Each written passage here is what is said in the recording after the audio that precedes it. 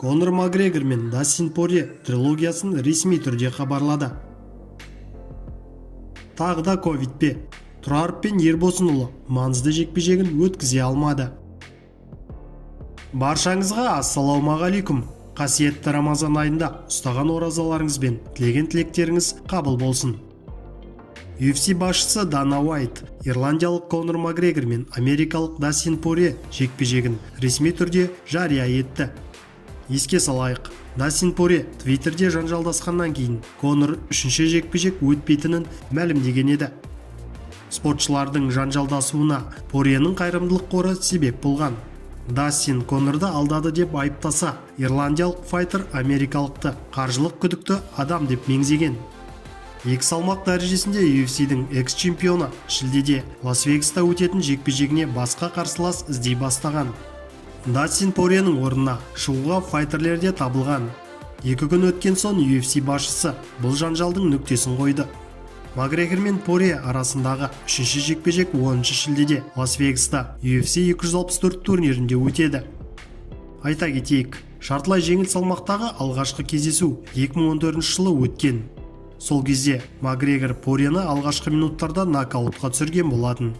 Ал былтыр қаңтарда Абу-Дабидегі UFC 257 турнирінде реванш жеңіл салмақта өтіп, америкалық файтер Конорды екінші раундта техникалық нокаутпен жеңген болатын. Қазақстандық танымал боксшылар Жанқош Тұраров пен Айдос Ербосынұлы коронавирусқа байланысты жекпе-жек өткізуден бас тартты. 3 сәуірде Дубайда Жанқош ұлыбританиялық Тайрон Маккенамен жекпе-жек өткізуі керек болған. Жанкүйерлерде асыға күтті. Тұраров Біріккен Араб Әмірлігіне ұшып барған еді. Кездесуге санаулы күндер қалған, бірақ мәселе қазақстандық боксшы салмақ өлшеу процедурасына келмеген соң басталды. Жекпе-жек күні Жанқош коронавирус жұқтырғанын, сондықтан Маккенамен жекпе-жек өтпейтінін мәлімдеді. Ұлыбританиялық боксшының еңсесі түсті, оны түсінуге де болады.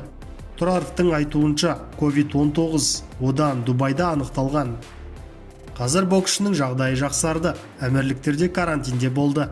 Жанқош рингке қашан оралатыны белгісіз, бірақ боксшы 1,5 жылдан бері рингке шықпады.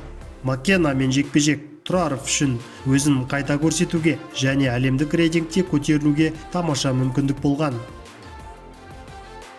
Өткен күндердің ең өкінішті жаңалығы 17 сәуірде Карлсруэде өтуі керек болған Айдос Ербосынұлы мен Евгений Шведенко арасындағы жекпе-жек болмауы. Бұған қазақстандық боксшыдан анықталған коронавирус себеп болды.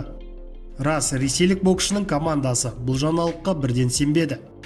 Айдос жекпе-жектен қашып отырғанын меңзеді.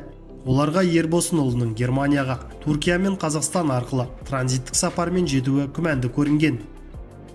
Бұл жекпе-жек екі боксшы үшін де өте маңызды болды. Себебі қазір американдық Калем Плантқа тиесілі орта салмақтағы IBF белбеуіне міндетті үміткер, мәртебесі сарапқа салынатын.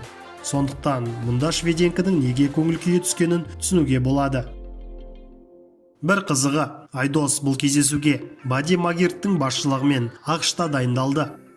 Бәрі жоспар бойынша келе жатқан. Қазақстандық боксшы жарақатты алмады, бірақ амал не, Ербосынұлы коронавирусқа тап болды. Бұл жекпе-жек кейін бола ма жоқ па, оны айту қиын. Евгений Шведенко Ербосынұлының сауығып кетуін күтпейді және IBF рейтингінің топ 10 тізіміне кіретін боксшымен жекпе-жек өткізетін шығар. Қалай болғанда да біз боксшыларымызға денсаулықпен тезірек сауығып кетуін тілейміз. COVID-19 кесірінен Жанқош Тұраров пен Айдос Ербосынұлы өткізетін екі жекпе-жекті көре алмайтынымыз өкінішті. Сіздермен бірге болған ERA X арнасы.